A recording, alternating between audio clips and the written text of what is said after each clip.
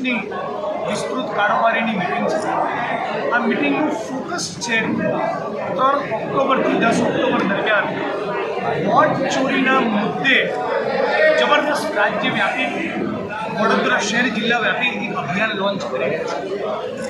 ગુજરાતમાં અને દેશમાં જે પ્રમાણે બેરોજગારી મોંઘવારી એની ચરમસીમા ઉપર પહોંચી, હિન્દુ મુસ્લિમ મંદિર મસ્જિદ RSS અને ભાજપની રાજનીતિના કારણે સમાજના ભાગલા પાડ્યા, મીડિયા બહુ જ મોટો વર્ગ ઉદ્યોગપતિઓના ઇન્વેસ્ટમેન્ટના કારણે ફક્ત નરેન્દ્ર મોદીનું વાજુ ઉગાડતો રહ્યો।